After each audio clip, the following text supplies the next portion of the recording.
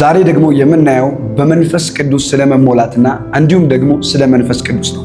ይህ ቪዲዮ ለብዙ ሰዎች እንዲደርስ በደንብ ኮፒ ሊንክ ሼር አድርጉ። የዩቲዩብ ቻናላችንን ደግሞ ሰብስክራይብ ያላደረጋችሁ ሰብስክራይብ በማድረግ ጀምሩ። እንዴት በመንፈስ ቅዱስ እንሞላለን? መንፈስ ቅዱስስ ማን ነው የሚለውን ነገር ዛሬ ከኔ ጋር እናያለን። በጣም ብዙ ክርስቲያኖች ከመንፈስ ቅዱስ ጋር ህብረት የላቸውም። ከመንፈስ ቅዱስ ጋር ህብረት የሌለው ክርስቲያን ደግሞ በህይወቱ ላይ መንፈሳዊ ነገር መረዳት አይችልም። መንፈሳዊ መረዳት፣ መንፈሳዊ መገለጥ የሚገኘው በመንፈስ ቅዱስ በመሞላት ውስጥ ነው። ወዳጆቼ በመንፈስ ቅዱስ መሞላት ለአንድ ክርስቲያን ግዴታው ነው። አንድ ክርስቲያን በመንፈስ ቅዱስ ካልተሞላ በእግዚአብሔር ፊት ወገን ወይም ደግሞ ዘር ተብሎ አይቆጠርም። መጽሐፍ ቅዱሳችን በሮሜ ምዕራፍ 8 ከቁጥር 9 ጀምሮ እንደሚል ቃል እናገኛለን። የእግዚአብሔር መንፈስ በእናንተ ቢኖር በመንፈስ እንጂ በስጋ አይደላችሁ። እንግዲህ የክርስቶስ መንፈስ የሌለው ከሆነ ግን ይኸው የእርሱ ወገን አይደለም ይላል። የክርስቶስ ወገን ለመሆን የክርስቶስ ኢየሱስ መንፈስ ያስፈልገናል።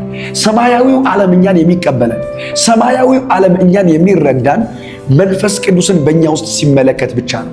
ያለ መንፈስ ቅዱስ የኢየሱስ ክርስቶስን አምላክነትና ጌትነት መረዳት አንችልም። ለዛ ነው መጽሐፍ ቅዱሳችን በቆሮንቶስ መጽሐፍ ሲናገር ማንም ሰው ያለ መንፈስ ቅዱስ ኢየሱስ ጌታ ነው ሊል አይችልም ይላል። ስለዚህ ለአንድ ክርስቲያን በመንፈስ ቅዱስ መሞላት በጣም አስፈላጊ ነገር ነው።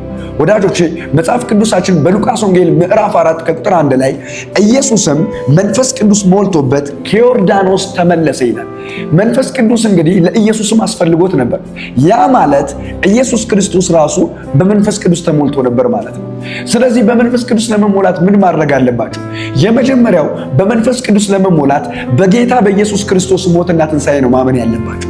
ከዛም በኋላ በመንፈስ ቅዱስ ለመሞላት ሁለተኛ ማድረግ ያለባችሁ ነገር በተሰበረ ልብና እርሱን በመፈለግ ውስጥ ሆናችሁ በእግዚአብሔር ፊት መቅረብ አለባችሁ።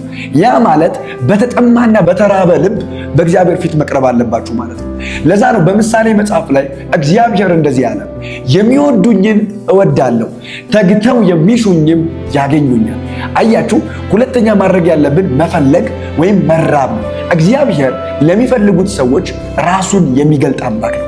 የመጀመሪያው በመንፈስ ቅዱስ መሞላት በክርስቶስ ኢየሱስ ሞትና ትንሣኤ ማመን ሲሆን፣ ሁለተኛው በመንፈስ ቅዱስ ለመሞላት ማድረግ ያለባችሁ ነገር መፈለግ፣ መጠማት ማለት ነው። ስለዚህ እግዚአብሔር ቅድም እንዳልኳችሁ በምሳሌ መጽሐፍ የሚወዱኝን እወዳለሁ ተግተው የሚሹኝም ያገኙኛል አለ። ስለዚህ በኃይል እግዚአብሔርን መፈለግ፣ በኃይል መጠማት፣ ሲክ ማድረግ አለባቸው። መጽሐፍ ቅዱስን ስታነቡ ወዳጆቼ የተጠሙ ሰዎች በሙሉ በእግዚአብሔር መገኘት ረክተዋል። ጌታ ኢየሱስ ሲናገር እንደዚህ አለ፣ ማንም የተጠማ ቢኖር ወደ እኔ ይምጣና የሕይወትን ውሃ እንዲያው በነፃ ይውሰዳል።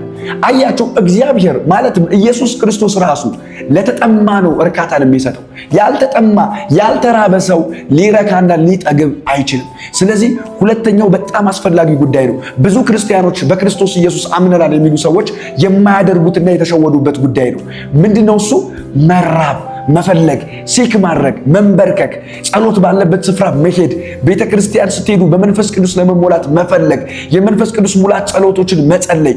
አያችሁ፣ ይህ በጣም ወሳኝ ነገር ነው። መራብ መፈለግ አለባችሁ።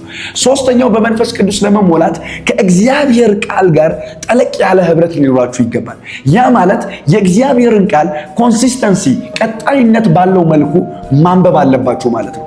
የእግዚአብሔርን ቃል በደንብ እያነበባችሁ ስትመጡ፣ የእግዚአብሔርን ቃል እየተሞላችሁ በእግዚአብሔር ቃል ውስጥ መንፈስ ቅዱስ ያገኛችኋል። ምክንያቱም ጌታ ኢየሱስ ስለ እግዚአብሔር ቃል ሲናገር እንደዚህ አለ፣ ይህ የምነግራችሁ ቃል መንፈስም ነው ሕይወትም ነው አለ። የእግዚአብሔር ቃል መንፈስና ሕይወት ነው።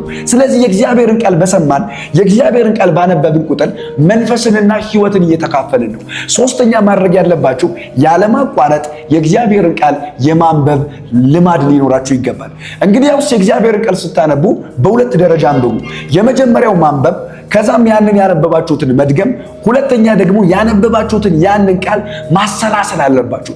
ሜዲቴት ማድረግ አለባችሁ። የእግዚአብሔርን ቃል ሜዲቴት በማድረግ በማሰላሰል ውስጥ የምትካፈሉት የእግዚአብሔር ሕይወት አለ። እነዚህ ሶስት ነገሮች በማድረግ ከመንፈስ ቅዱስ ጋር መነካካት ትችላላችሁ። መንፈስ ቅዱስ ይህንን ነገር ስታደርጉ ወዲያው ወደ ሕይወታችሁ ይፈሳል። የመጨረሻ አንድ ነገር ልጨምርላችሁ። በመንፈስ ቅዱስ ለመሞላት የተሰበረና ትሑት ልብ ይኑራችሁ። በኢሳይያስ መጽሐፍ ምዕራፍ 66 የመጨረሻው ምዕራፍ ማለት ነው ስታነቡ እግዚአብሔር እንደዚህ አለ፣ ለእኔ ምን አይነት ቤት ሰሩልኛላችሁ?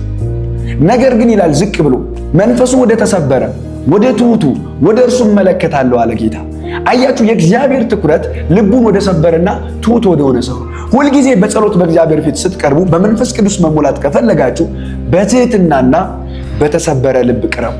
ይህ ቪዲዮ ለብዙ ሰዎች ይድረስ። በኮመንት ሐሳብ አስተያየታችሁን አስቀምጡልኝ። ተባረኩ።